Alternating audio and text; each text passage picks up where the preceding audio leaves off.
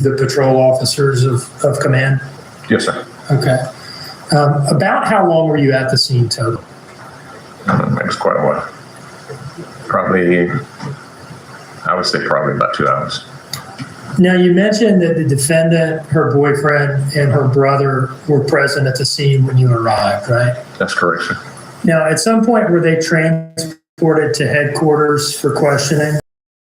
They were. And were you involved in that in any way? No, sir. A couple of my units were. They assisted the detectives. Do you remember who that was? No, I don't. Okay.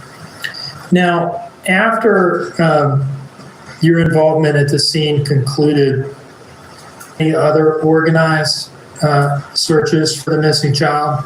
I did. Can you tell us about that, please? Once I left Buckhalter Road, I was advised to go to the church. There's a church that's located on the corner of Garrard Avenue and Lewis Mills Boulevard. And what was happening at the church? At the church, it was having other resources come in to do the search.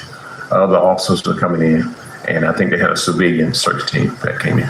Okay, what do you mean by other resources coming in to do the search? When they have something, and when they have events where they have missing children, they are calling in other agencies and ask for assistance. Sheriff Department, and then you just have a lot of other people come in to help us aid with the search. And when did that search take place, and how long did it last?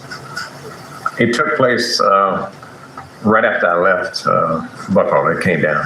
All the units started coming in, and I think we had a representative from SEMA that was there too.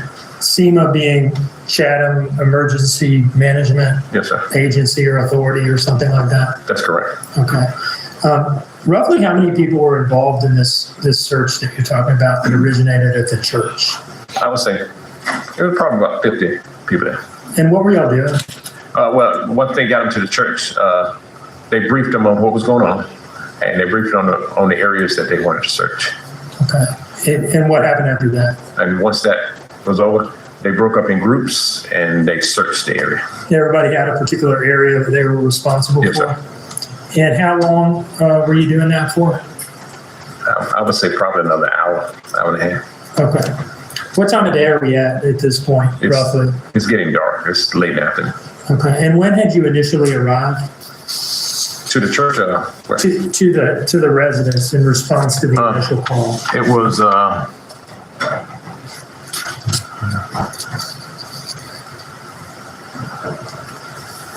just a minute. Sure. 9:42.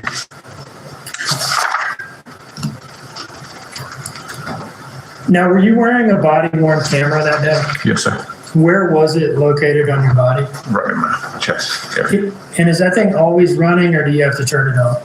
Yes, sir, it's on. We require, once you get on a call, it has to be on before we get out of the vehicle. Okay. So how do you turn it on before you get out of the vehicle? There's a round button in the center. You tap it twice and it activates it. And did you do that upon arrival in this case? Yes, I did. Okay. And were your interactions with the defendant that you've described captured on body-worn camera? Yes, sir. And were the arrivals of some of these other officers captured on your body-worn camera as well? Yes, sir. Do you see in front of you an envelope marked as States Exhibit 2? Yes, sir. Do you recognize that? Yes, sir. How do you recognize it?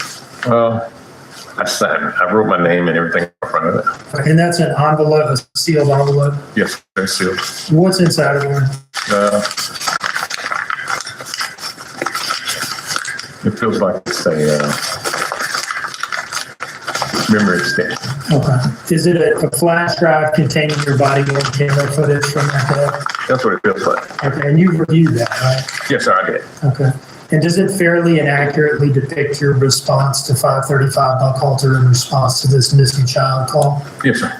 Your Honor, I'd offer this into evidence as States Exhibit 2. No, it's actually not. Admitted. And I would like to just publish a little bit from the beginning.